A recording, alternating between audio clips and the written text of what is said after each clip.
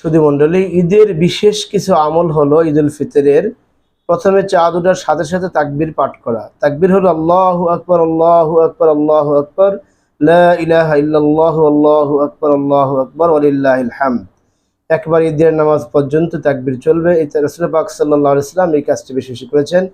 এটা একটি সুন্নাহ আমল, এজন্য আমাদেরকে ওই আমলটি করতে হবে। দ্বিতীয় যে আমলটি হলো যাকাতুল ফিতর, অর্থাৎ গরিবদের উপর যে একটি অধিকার, সেই অধিকারটা আদায় করে দেওয়া, যাতে করে তারাও ঈদের আনন্দ ভোগ করতে পারে। তাছাড়া রমাদান মাসের সিয়াম পালনকালীন সময়ে আমাদের দ্বারা যে ত্রুটি বিচ্যুতি হয়েছে সেটার বদলা হিসেবে আল্লাহ তাআলা এই সদকার বিধানটা দিয়েছেন, এটা আমাদের আদায় করতে হবে। তৃতীয় আমল হলো সকাল সকাল গোসল করা, যেটা হাদিসে পাওয়া যায়। রাসূল পাক সাল্লাল্লাহু আলাইহি ওয়াসাল্লাম সহ সাহাবা একরামরা এই আমলটি করতেন।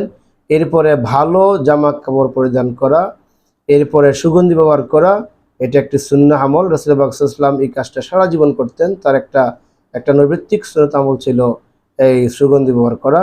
এরপরে ঈদের সালাতে যাওয়ার পূর্বেই কিছু মিষ্টান্ন ভোগ করা, বিশেষ করে খেজুর দ্বারা করার সুন্নাহ। রাসূল পাক সাল্লাল্লাহু আলাইহি ওয়াসাল্লাম খেজুর দ্বারাই করতেন। তারপরও আমাদের আঞ্চলিকভাবে আমরা যা পাক করি সেমাই, মিষ্টান্ন, ফেরি দ্বারা সেটা ব্যবহার করা। এরপরে ঈদগাহ যাওয়ার সময় এক রাস্তায় যাওয়া, অন্য রাস্তায় ফিরে আসা। এর একটা কারণ হলো আপনি যে রাস্তায় যাবেন সেই রাস্তায় কিছু লোকের সাথে আপনার সাক্ষাৎ হবে, কুশল বিনিময় হবে। আবার যখন ঈদগাহ থেকে অন্য রাস্তায় ফিরে আসবেন তখন আরও কিছু নতুন ভাইদের সাথে কুশল বিনিময় হবে, সাক্ষাৎ হবে। এরপরে ছোটদেরকে ঈদগাহে নিয়ে যাওয়া, যদিও আমরা এই কাজটা করি না, এই কাজটা নিয়ে যাওয়া। এরপরে দ্বিতীয় কাজ হলো আমাদেরকে 6 তাকবীরের সালাত আদায় করা।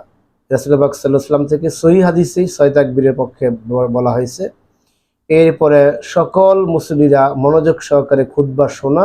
আমরা দেখি ঈদের সালাত শেষ হওয়ার সাথে সাথে অনেকে সেলফি নিয়ে ব্যস্ত হয়ে যায় বা ছুটাছুটি করে, অথবা অনেকে অনেক জায়গায় কালেকশন করে। না, সমস্ত কাজ বন্ধ। ইমাম সাহেব সমসাময়িক বিষয় নিয়ে গুরুত্বপূর্ণ খুতবা দিবেন, আমরা সেই খুতবাটা শুনবো ইনশাআল্লাহ। এরপরে দোয়া হবে, উম্মার জন্য দোয়া করে আমরা একে অপরের সাথে কুশল বিনিময় করে ঈদগাহ থেকে আসবো। সম্মানিত সুধী মণ্ডলী, আসুন আমরা সুন্নাত তরিকায় ঈদ পালন করি, আজে বাজে কাজ না করে।